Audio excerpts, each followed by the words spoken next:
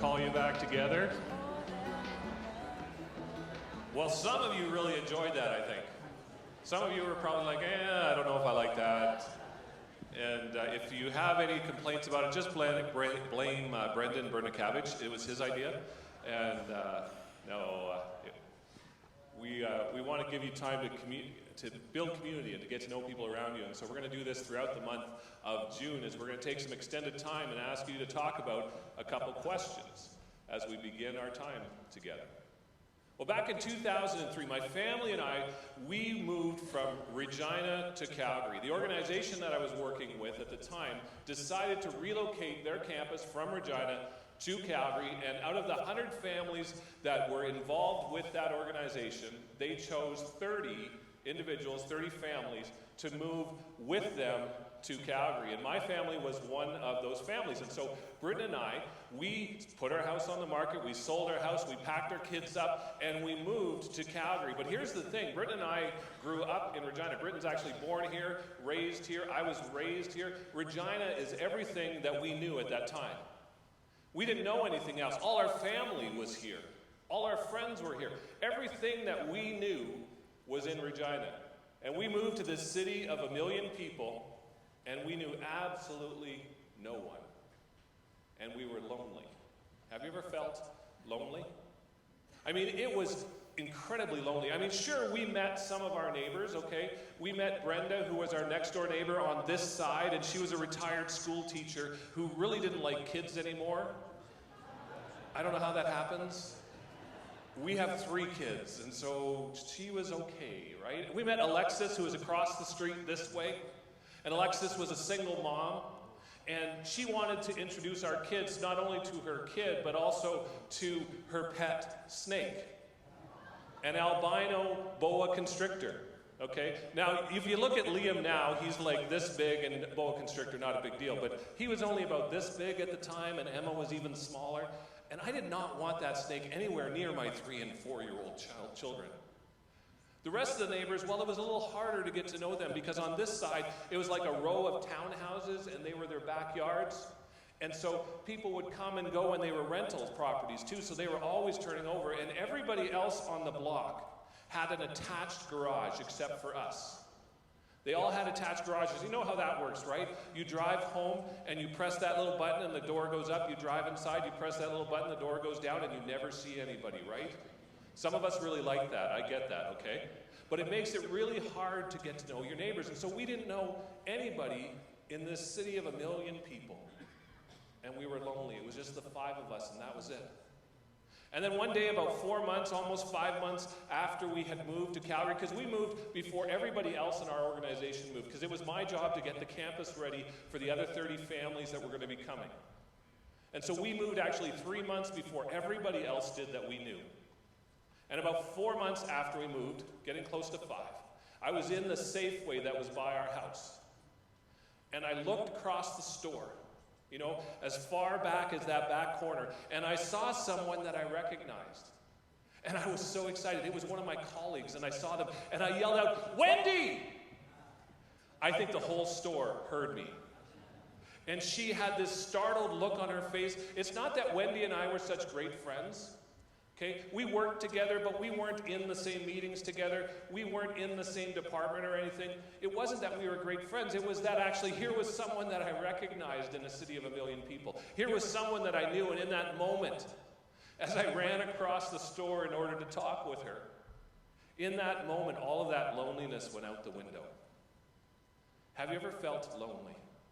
I mean, maybe you've moved recently and you're in a new community and you have new neighbors and you just, you're lonely because you don't know anybody. Maybe you started a new job and you're lonely because you don't know anybody at that workplace. You don't know any of your cubicle neighbors. Maybe you moved to a new school and that can be lonely, right? Or maybe this fall you are going to go to a new university. And that's scary because loneliness could follow in the midst of that. Have you ever been lonely? I think we've all been lonely at one time or another. Loneliness is a common thing to all of us. In fact, the city of Vancouver, they did a study of their residents.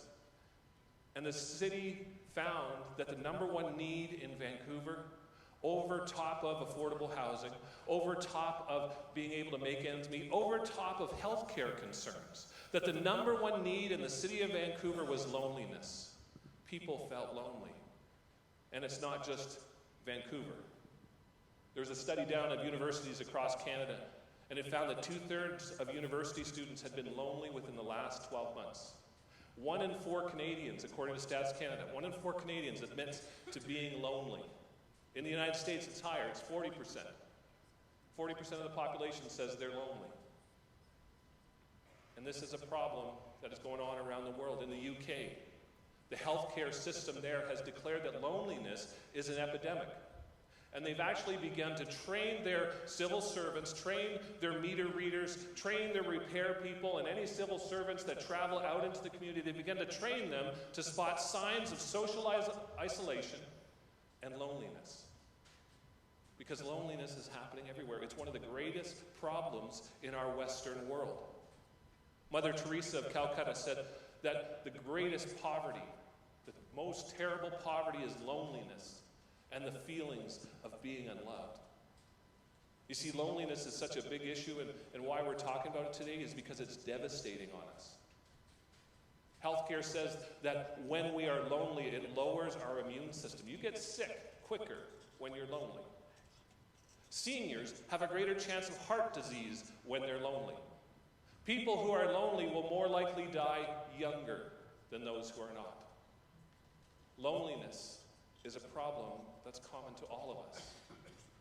So what do we do about this? If this is something where 1 in 4 of us today here in this room is actually lonely, what do we do about this? How do we cure loneliness? Well, today we're starting a new series called Good Neighbours, and I want to suggest to you today that the cure for loneliness is actually being a good neighbor. That the cure for loneliness is something that Jesus said 2,000 years ago. And if we would live according to it, that it would actually make a difference in our own lives and in the lives of our neighbors. If you have your Bibles, turn with me to the book of Luke. We're going to look at what Jesus said. In the book of Luke, we're going to look at Luke chapter 10, and the book of Luke is the account of Jesus' life. And we're going to specifically look at one time when he was teaching a crowd, and in the midst of that crowd, a man stood up, and he had a question for Jesus. What page is it? It is page 792 of the Brown Bibles. And this guy had this question for Jesus. He stood up, he asked him, he said, Jesus, what is the secret of having a great life?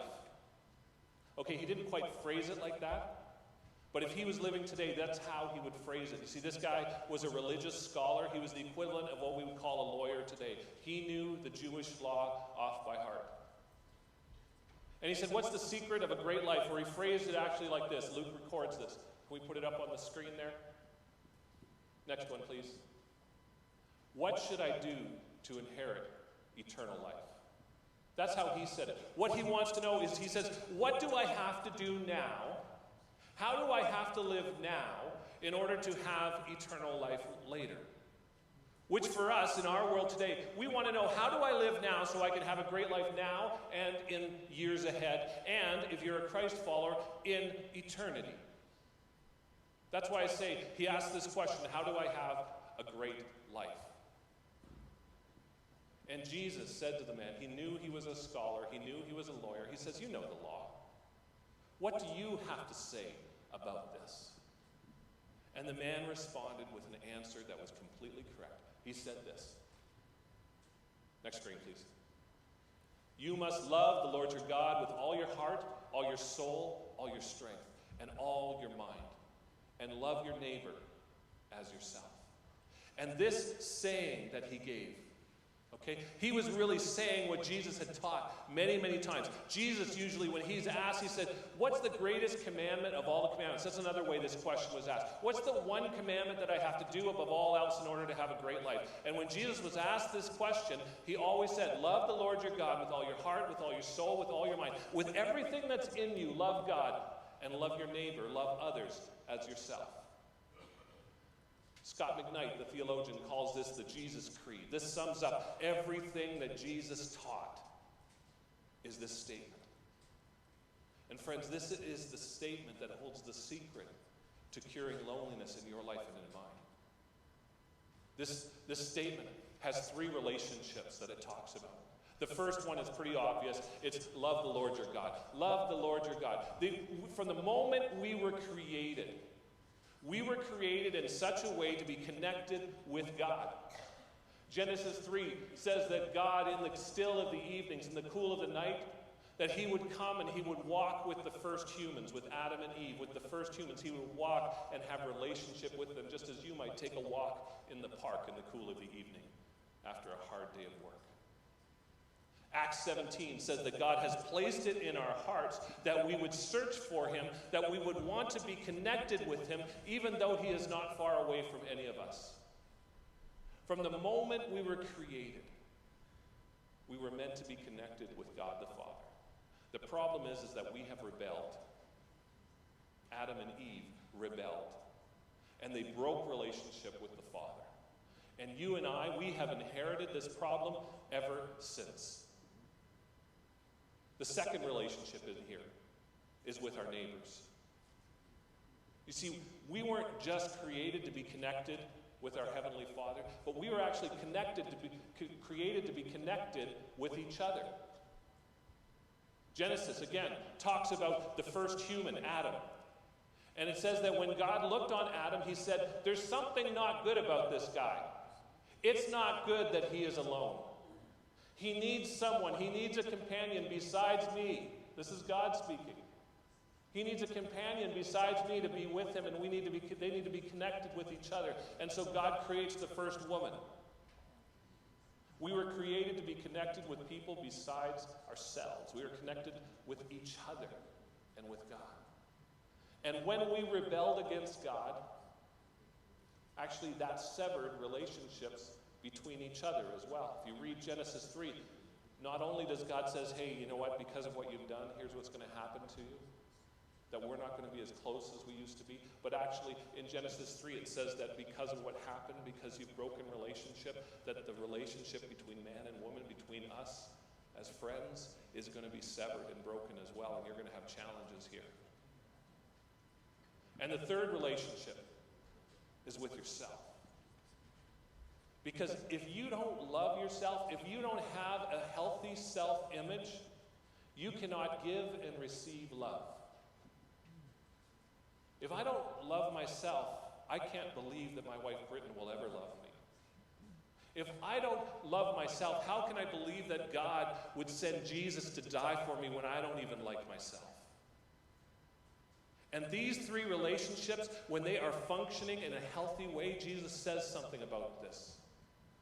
He says to the man, he says, you're right, you're correct in what you said. You just repeated what I've always been teaching. And Jesus says, now go and do the same, and you will have life. You see, there's something about these 3 relationships with God, with yourself, and with others or neighbors, that when these relationships are functioning well, that life happens in us. That we are filled with life and we don't feel lonely anymore. The problem is that you and I inherited this problem called sin. And that we have a tendency, we don't mean to hurt people. We don't mean to do things that we shouldn't do. And yet there's something hardwired in us that causes us to hurt each other, even those we love. That causes us to make decisions that go against God's standard of living. And what happens is it severs the relationship that we have between each other and between God. And when those relationships are severed, instead of life, what we get is death. What we get when these relationships are severed is we get loneliness. Because we can't connect in the way that we were created to connect. And friends, right relationships with our Heavenly Father, with ourselves, and with each other, right relationships resolve the problem of loneliness. And so if we're lonely today, I wonder if it's because there's a relationship in our life that is broken in some way. The man who's talking to Jesus, He says to Jesus, okay, I get that. But who is my neighbor? Okay, what he's really saying is he said, okay, well, you just gave me a lot to do. So what's the minimum that I have to do? That's what he's asking, really. He goes, who's my neighbor? Is it just like this person standing next to me right here, or is it somebody else? Tell me, how far do I have to go? Because when he asked that question, what do I have to do in order to inherit eternal life? He's saying, okay, Jesus, what's the minimum that I have to do in order to be considered a child of God? That's really what he wants to know. What's the bare minimum? Because we do that, right? When I ask my kids to do something, they're like, well, Liam, will you mow the lawn? Okay. Do I have to do the back lawn too? Well, yeah. That's the lawn, right? Why? I used to do it as a kid too, so it's not even Liam's fault, because I did it to my dad. Mow the lawn, Kirk. Okay, I'd mow the front lawn. Leave the back. Well, you didn't tell me to do the back lawn. What's the minimum that we have to do? You see, right relationship to resolve the problem of loneliness, and this guy wants to know, what's the minimum that I have to do? And he says, who is my neighbor? And Jesus responds by telling the guy a story. And you may know this story, you may be familiar with this story. And from this story, we find three choices that will help us to love each other, that will help us to cure loneliness, not only in our lives, but in the lives of the people who live right around us, who work right around us. That if actually we apply these choices even to our relationship with our Heavenly Father, that it will restore relationship in that area as well. And we will suddenly find that those healthy relationships that I talked about with God, with yourself, and with others, that they exist. And we experience life.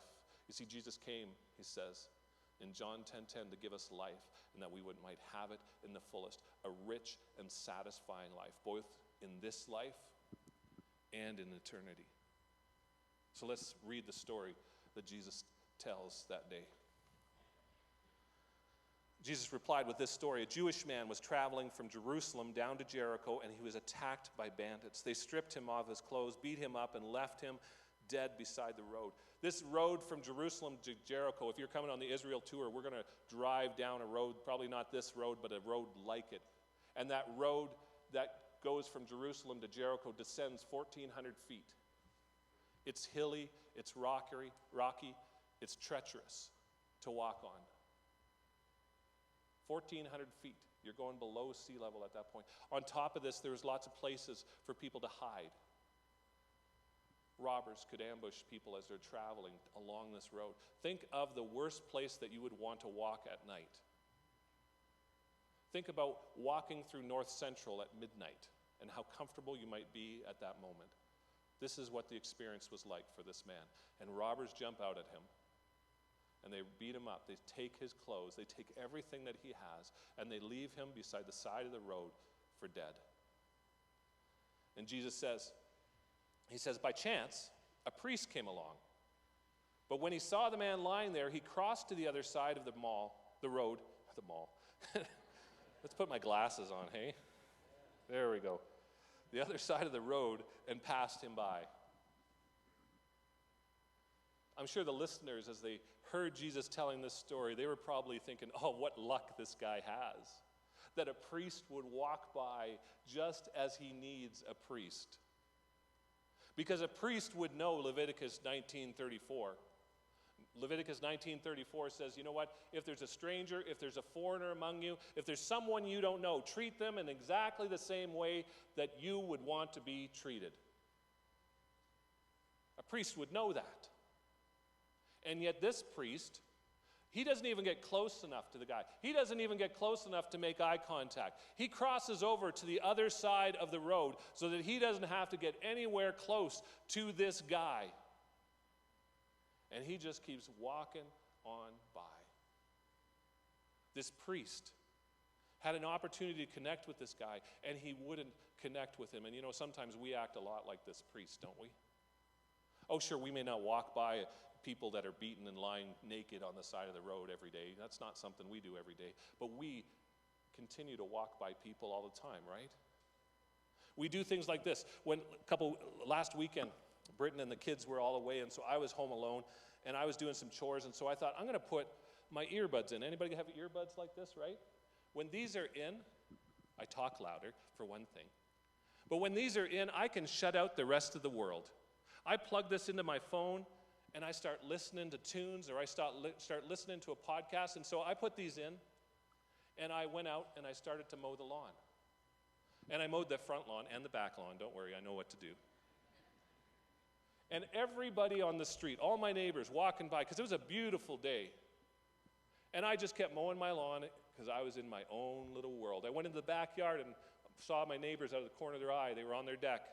I just mowed my lawn because I was in my own little world, right? Later on in the day, still wearing my earbuds, still listening to music and podcasts, I had to go get some groceries. So I went to the grocery store, and I wandered around Sobeys with my earbuds in. When I got up to the till, I took one out just to kind of say, I'm halfway here. And this is how I shut out the world. I didn't want to connect with anyone. Do you ever do that? Britton and I will often go out for breakfast on Friday mornings.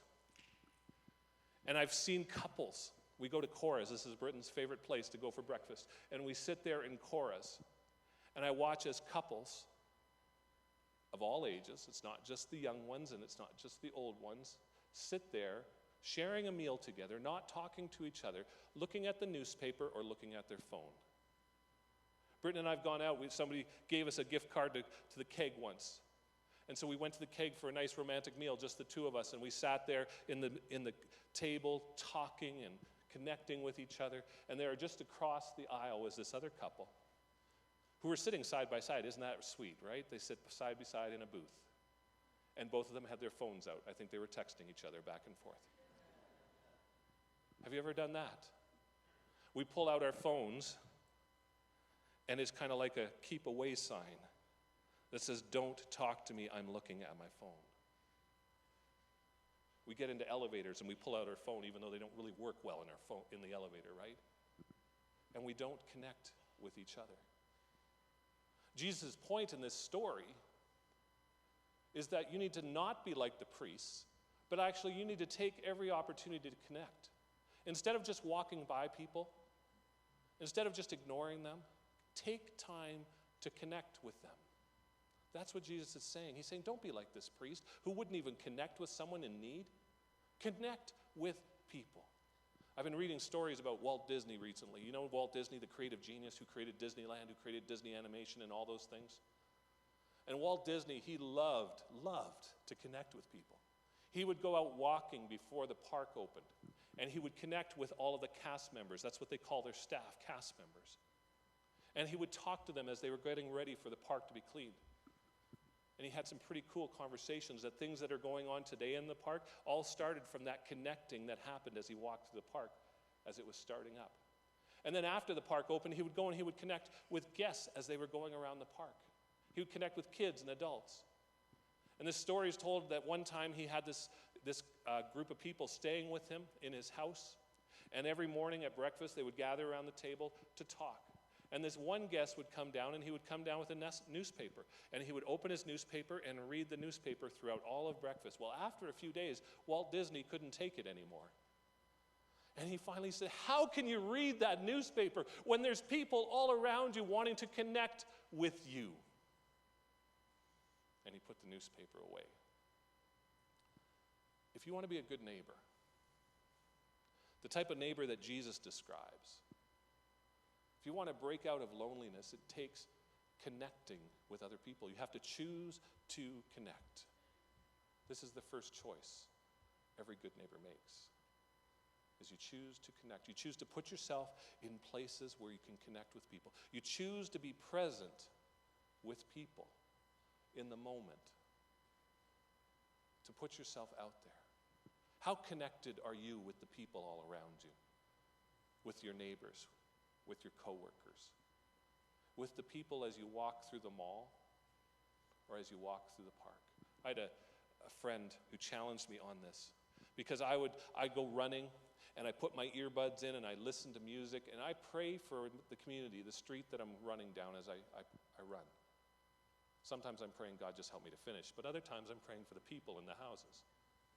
My friend challenged me. He said, when you're doing your warm-up and your cool-down, when you're just walking, because I would always finish walking through the park in our neighborhood, he said, why don't you take your earbuds out and look for opportunities to connect? So that's what I do now. I try to be present in that moment, in my warm-up and my cool-down. What do you do to connect with the people all around you? Jesus continues to tell this story. The priest wasn't the only one who went on that road. Verse 32, a temple assistant walked over and looked at him lying there, the man who had been beaten, lying there on the road. But he also passed by on the other side. So the temple assistant, this was someone who helped the priests in their duties in the temple. He also knew Leviticus 19:34, to treat others as you want to be treated.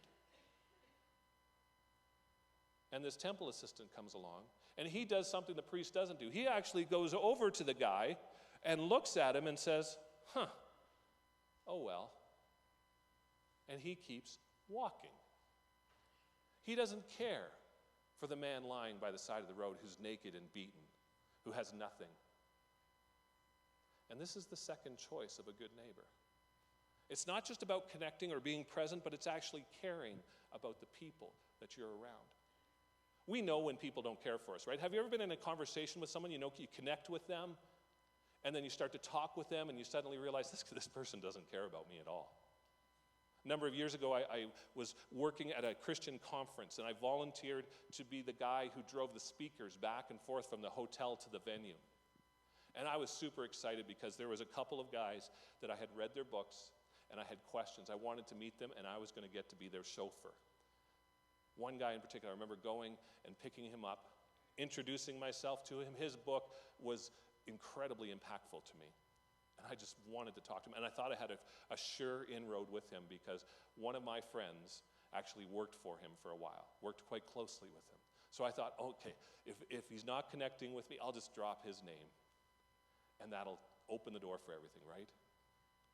So I pick him up, we introduce each other to, and all the pleasantries that go along with it. And then this speaker just kind of looked out the window as we drove to the venue. I thought, okay, well, I'll ask him some questions. I'll talk to him about his book. I'll engage him in conversation. He would answer me very matter-of-factly and then stare out the window some more. And this continued throughout the whole drive. I drove him 3 times during that conference, both before he spoke and after he spoke. So it wasn't that he was just collecting his thoughts. And each time it was the same. He would answer a question and then look at his phone or look out the window. We connected. He knew my name, but he didn't care to know anything else. Another one, the other guy that I was looking forward to driving, I picked him up. I introduced myself to him in the same way. We exchanged pleasantries as we do. And we started driving, and this gentleman started to ask me questions about my family, about what I did, about how I was emotionally, spiritually. We drove up to the venue, and there was a turnaround where I just dropped the speaker off, and then I would go and continue on my rounds. And I started to go into the turnaround, and he said, no, I want you to go and park. And for 15 more minutes, he continued to talk with me, to care for me, to advise me, to counsel me on things that were going on in my life. The event coordinator came running out to my car looking for the speaker because it was time for him to go on. The speaker rolled down his window and said, I'll be there in a few minutes, and then continued to talk to me. Which one cared and which one didn't? About a year later, I ran into both of these gentlemen again, separate instances. The one couldn't remember my name. The other one remembered my name and picked up the conversation right where we left off. Tell me, friends, do you care about the people in your life? My wife was telling me the other day that she moved to a new floor in her building. Can I share this story? Okay. She asks me I ask her if I can share stories, but she just told me this yesterday. Anyways, she moved to a new floor in her building. And she was asking about who's in which cubicle, because it's a cubicle farm that she's in. And she asked, and this one person couldn't tell her who lived and worked for 8 hours a day in the cubicles around her. Couldn't tell her details about the people around them. They didn't connect, and they didn't care. They were in their own little world. You know what? Cubicle neighbors are just as much neighbors as the person who bought a house next to you. Do you care for those around you? Jesus says, don't be like the temple assistant.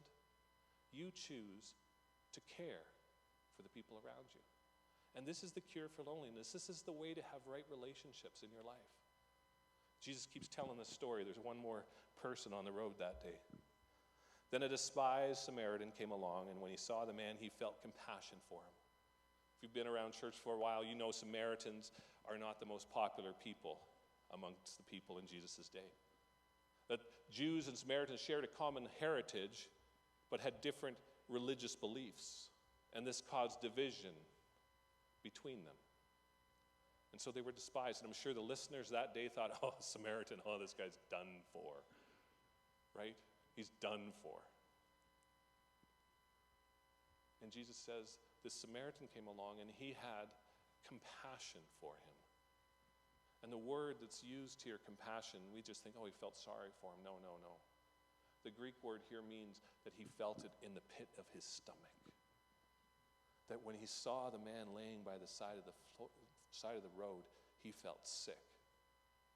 And he had to do something. He was compelled to do something about it. This is the same word that Jesus uses, or that Matthew uses, when it says that Jesus got off the boat and seeing the crowds, he had compassion on them and he healed them. It was the same emotion that compelled Jesus to heal and to help everyone that he met. And the story continues. It says, going over to him, so he connects with him. He goes over to him. He cares for him. The Samaritan soothed his wounds with olive oil and wine and bandaged them. Then he put the man on his own donkey and took him to an inn where he took care of him. The man takes out the wine that he had brought for himself to drink. He takes out the olive oil that he had brought for himself. Because remember, this guy is naked by the side of the road, and there is no such thing as first aid kits in Jesus' day. And he takes out the wine and he cleanses the wounds so that infection won't set in. Then he takes the oil and he rubs that on to begin the healing process and to soothe the man's pain. He puts on bandages. Well, where did he get bandages from? He ripped his own clothes to bandage this man. And then he puts this man on his own donkey, which means he's walking. He continues on till he comes to an inn, and he cares for the man for the rest of the day and through the night. There goes his agenda. There goes the plan that he had for his day. He was going to travel from Jerusalem to Jericho. That's only 17 kilometers. And yet now, because of this man on the side of the road, he's out provisions, he's out clothing, and he's out his time. And he spends the night with them. And Jesus goes on and he says this. He says, the next day he handed the innkeeper 2 silver coins, telling him, take care of this man. If his bill runs higher than this, I'll pay you the next time I'm here. 2 silver coins doesn't mean much to us. You know, probably we think it's like 2 quarters or maybe a couple toonies, right? This was the equivalent of an average day's wage for a Roman soldier. 2 days' wages he gives to the innkeeper and says, here, care for this man. I got to keep going. But not only that, he says, and if there's more, I'll pay you when I come back. He basically says to the innkeeper, here's a blank check. Do whatever needs to happen. And friends, in the story of the Good Samaritan, we find out not only do you need to connect, not only do you need to care, but you need to invest in the lives of the people around you. The Samaritan invested everything that he had in the life of this man lying by the side of the road, a stranger who had never met before. Tell me, how are you investing in the lives of the people around you? How are you making their lives bettered? The example that we have to follow of investing in people's lives is actually Jesus. Jesus invested in everybody's life that he met. In the life of everybody who came to him, he invested. He healed people who never followed him. He healed thousands of people and they never followed him. He fed thousands of people and they never followed him. And yet he still invested in their life. He invested in the life of his followers, 120. That's what was left when he was crucified. Of the thousands that had followed him, he invested in. 120 were left, and he invested in the life of 120 people. He invested in the life of his disciples, the closest followers that he had. Peter, a guy who spoke first and thought later, right? Anybody like us do that? I do that. He invested in the life of James and John, who were called the sons of thunder, meaning they made a ruckus wherever they went. And they were probably a little hot-headed to boot. He invested in the life of Thomas, who didn't even believe that Jesus could come back from the dead, even though everybody was telling him that he had done it. And he invested in Judas, who he knew from the beginning would betray him. And he invests in you and me. When we were sinners, Romans says, when we were in our rebellion, when we didn't even know who Jesus was, he invested in us. Before we were ever born, he came to this earth, gave up his privileges, his rights, so that we could be reconciled with the Father, so that he would die on a cross. Hebrews says that he is the author and perfecter of our salvation, which means it was his idea, and he made it happen. And he came so that you and I could be reconciled with the Father, but also with each other. That's how much he was willing to invest in us. And if you are a Christian, Christian literally means little Christ. It was meant as a derogatory term in the book of Acts to refer to people who are followers of Jesus. They said, look at that little Christian, that little Christ. And if we are Christians, we are meant to be like Christ. So tell me, how do you invest in the lives of the people around you? How do you make their life better? 3 choices that the good neighbor makes is to connect, to care, and to invest. Are you doing that today? My question for you is, what kind of neighbor are you? If you were to look at these 3 choices that a good neighbor makes, which one are you strongest at? Which one are you weakest at? Maybe this week it's time to connect with those around you, to be present with them, to take the earbuds out, to put the phone down, to connect in a way that you haven't done. One of the easiest things to do is to learn someone's name, because there's nothing more sweeter to us than our name. Isn't that true? If you learn a person's name, suddenly you've connected with them. Do you know the names of your neighbors? Your cubicle neighbors? Do you know the names of the person who serves you, your Starbucks every morning, or your Tim's? Do you care for the people around you? Are there needs that you're walking by every day that you could be meeting in some way? What if this week you started to care for the people around you? Mow the neighbor's lawn. Listen to someone. Do you invest in the lives of the people around you? Maybe take someone out for lunch who can't repay you. Invest your time in the lives of someone else. In your sermon notes, on the back, there's a little chart, an exercise that can help you discover what kind of neighbor are you. There's a grid. And if you look at that grid, your house is the one that looks like the little icon, right? Maybe your street doesn't look like this. You can draw it a little bit differently. Here's what you do. Take this and write down for every neighbor 3 pieces of information. The first is write down their name. No nicknames, okay? My wife and I were doing this yesterday. Does nicknames count? Barbecue fire guy does not count. Okay? There's another neighbor we had.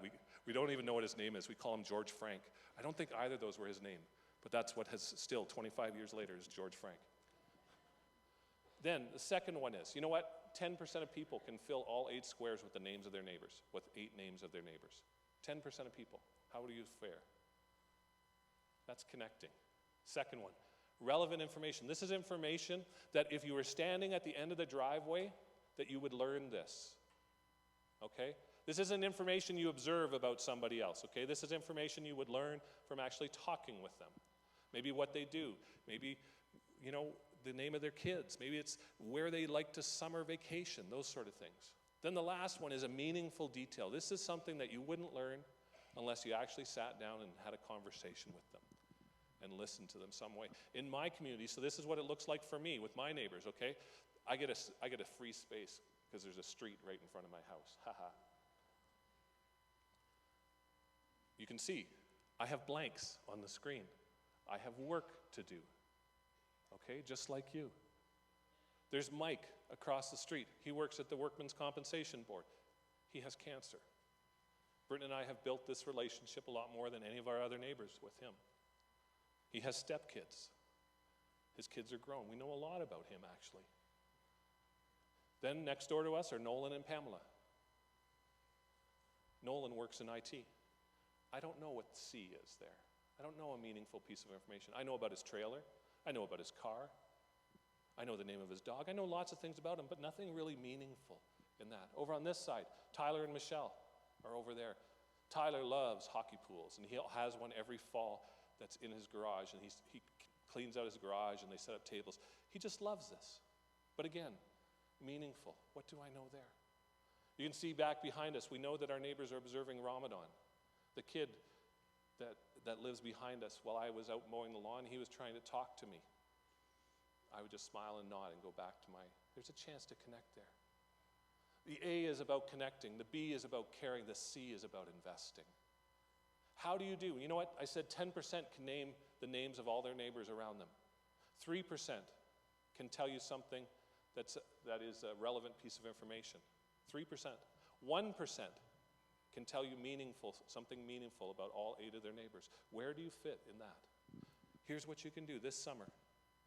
Between now and Labor Day, why don't you make a plan with your family to get to know your neighbors? Or take this and do this at work with your cubicle. And make a plan to be a good neighbor. You see, what if the solution to the problem of loneliness has been right under our noses for 2,000 years? What if the solution to being a good neighbor, the cure for loneliness, what if it is love? What if love is the cure for loneliness? What if loving our neighbors the way Jesus envisions for us to do, what if this would change our lives and the lives of our neighbor? What if this would draw us closer to God? Don't you want to find out if what Jesus says is true here? If loving the Lord your God with all your heart, with all your soul, with all your mind, and loving your neighbor as yourself, if this is the secret to having life, don't you owe it to yourself to find out? What if you did that over the next 90 days between now and Labor Day and saw if what Jesus says is really true? To close our service today, we're going to watch a video about someone who did this in their community. And maybe it'll inspire you to take time this summer to connect, to care, and to invest. And I'll come up afterwards and I'll dismiss us. Let's watch this together.